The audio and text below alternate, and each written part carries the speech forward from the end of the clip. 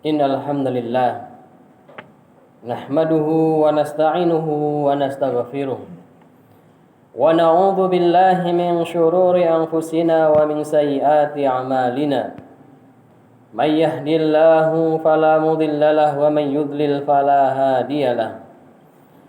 Asyhadu an la ilaha illallah wahdahu la syarika lah wa asyhadu anna Muhammadan abduhu wa rasuluh. Allahumma salli ala Muhammad wa ala alihi wa sahbihi wa man tabi'ahu bi ihsanin ila yaumiddin, amma ba'd. Fa ya ayuhan nas usikum wa iyaya bittaqwallah faqad fazal muttaqun. Qala ta'ala ya ayyuhalladzina amanu taqullaha haqqa tuqatih fala tamutunna illa wa antum muslimun. Fa inna asdaqal hadisi kitabullah wa khairal huda Muhammadin sallallahu alaihi wasallam wa syarrul umuri muhdatsatuha fa inna kulla muhdatsatin bid'ah wa kulla bid'atin dhalalah wa kulla dhalalatin finnar atau kama qala sallallahu alaihi wasallam. Jamaah salat Jumat dirahmati Allah Subhanahu wa taala. Marilah kita selalu memuja dan memuji Allah Subhanahu wa ta'ala, karena Allah juga selalu dan senantiasa mencurahkan rahmat dan karunia-Nya kepada kita semua, hingga pada saat ini, sekarang ini, kita bisa melaksanakan salah satu kewajiban kita sebagai seorang muslim, yaitu sholat Jumat secara berjamaah. Jamaah kaum muslimin rahimani wa rahimakumullah. Di tengah lelahnya kita mencari nafkah untuk keluarga, di tengah letihnya kita dan rasa kantuk kita, jamaah kaum muslimin rahimani wa rahimakumullah, Nabi kita pernah bersabda, di saat yang sama, di siang hari yang panas, setelah bekerja, Nabi bersabda kepada Bilal, ya Bilal, arihna bis sholah. Wahai Bilal, buatlah kami nyaman dengan sholat. Jamaah kaum muslimin rahimani wa rahimakumullah. Dan kita datang di tempat ini, insya Allah akan melaksanakan salah satu ibadah yang memang ibadah tersebut termasuk ibadah yang sakral, ibadah yang hanya kita tunjukkan kepada Allah Subhanahu wa ta'ala. Jamaah kaum muslimin rahimani wa rahimakumullah.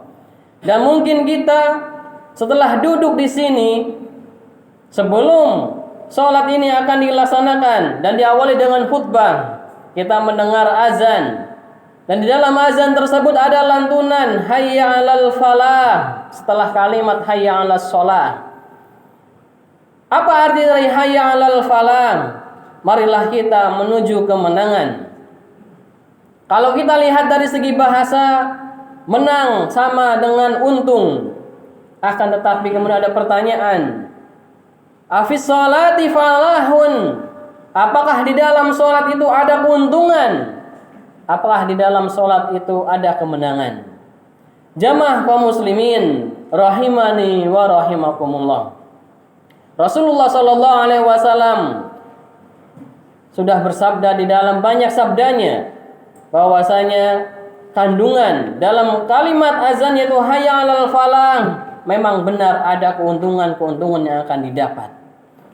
Jamaah kaum muslimin rahimani wa rahimakumullah. Sebelum kita salat, kita pasti terlebih dahulu mengambil air wudu. Dan dalam wudu sebagaimana yang Nabi sallallahu alaihi wasallam sabdakan, ketika kita berwudu maka jatuhlah semua kesalahan-kesalahan dan dosa-dosa yang ada di anggota tubuh kita, yang ada di anggota wudu kita. Ini termasuk keuntungan pertama. Ketika kita ingin melaksanakan sholat kemudian kita berwudu, maka wudu tersebut menjadi penghapus dosa-dosa dan kesalahan-kesalahan kita. Jamaah kaum muslimin rahimani wa rahimakumullah. Kemudian keistimewaan salah satu umat Nabi Muhammad sallallahu alaihi wasallam, dan mudah-mudahan kita termasuk di dalamnya, yaitu di hari kiamat nanti kita akan dikenal oleh Nabi kita dengan hurrah dan hajil. Apa itu hurrah dan hajil? Yaitu cahaya yang dihasilkan dari wudu selama kita di dunia ini. Cahaya yang memancar di hari kiamat dari wajah kita, tangan dan kaki kita, semua anggota wudu kita tersebut akan memancar, dan itu menjadi pengenal kita bagi Nabi kita Muhammad sallallahu alaihi wasallam. Nabi kita tidak usah mencari-cari dan repot-repot mencari mana umatnya, mana umat Nabi Muhammad sallallahu alaihi wasallam. Akan tetapi semua kita datang dengan terpancar muka dan kaki kanan kita. Itu menandakan bahwa kita adalah orang-orang yang dahulu di dunia suka berwudu dan melaksanakan sholat. Jamaah kaum muslimin rahimani wa rahimakumullah. Akan tetapi ada himbauan, ada peringatan dari Nabi ketika kita berwudu untuk melaksanakan sholat tersebut haruslah berhati-hati. Karena Nabi kita juga bersabda, wailun lil aqabi minan nar. Celakalah bagi orang yang wudunya tidak sempurna.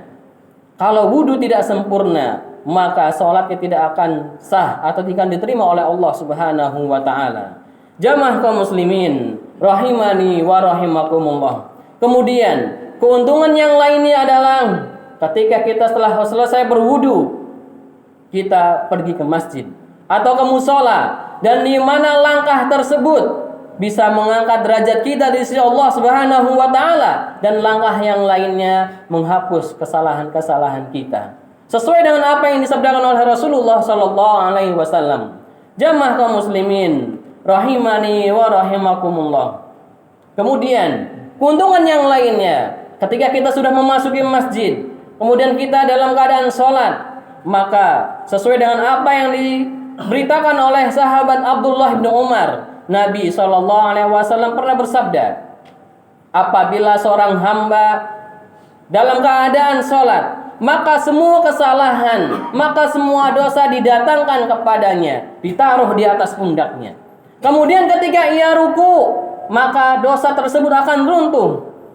Bahkan juga ketika sujud, maka dosa semua itu akan runtuh berguguran. Jamaah kaum muslimin rahimani wa rahimakumullah. Keuntungan ketika kita melaksanakan sholat, kemudian kita melakukan ruku, maka dosa-dosa tersebut akan jatuh berguguran. Bahkan ketika kita sujud juga, dosa kita akan lebih berguguran lagi, sebagaimana apa yang disabdakan oleh Rasulullah sallallahu alaihi wasallam. Dan jamaah kaum muslimin rahimani wa rahimakumullah. Keuntungan yang paling besar ketika kita sholat adalah dalam keadaan sujud. Nabi kita Muhammad sallallahu alaihi wasallam bersabda, aqrabu ma yakunul abdu inda rabbih wa huwa sajidun faksiru ad-du'a. Kondisi seorang hamba paling dekat dengan Rabb-nya, yaitu dengan Allah Subhanahu wa taala ketika ia sujud. Faksiru ad-du'a, maka kata Nabi, maka berbanyaklah untuk kita berdoa kepada Allah Subhanahu wa taala.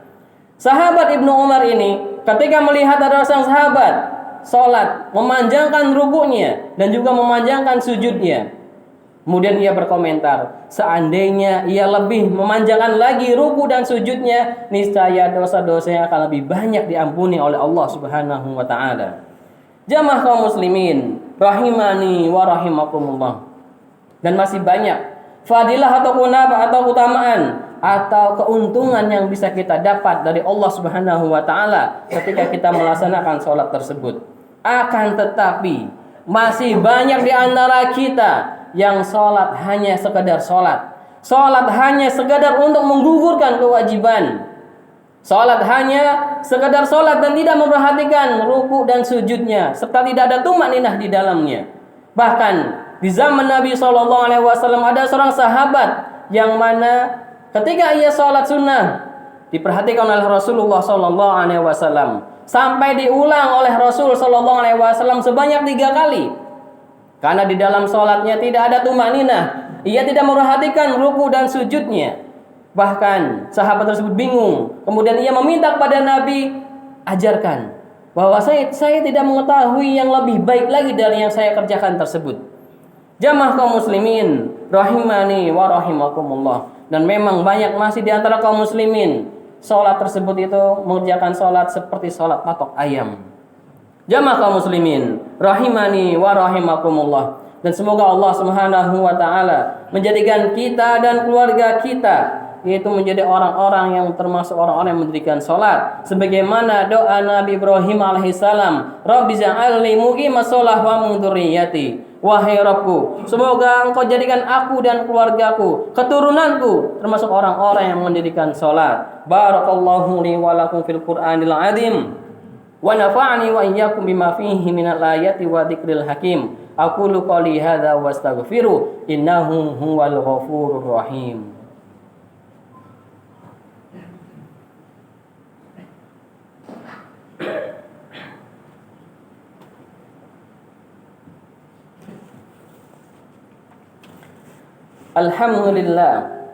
Alhamdulillahi rabbil alamin wa bihi nasta'inu ala umuri dunya waddin. Wassalatu wassalamu ala asyrafil anbiya'i wal mursalin wa ala alihi wa sahbihi ajma'in, amma ba'd. Jamaah kaum muslimin rahimani wa rahimakumullah.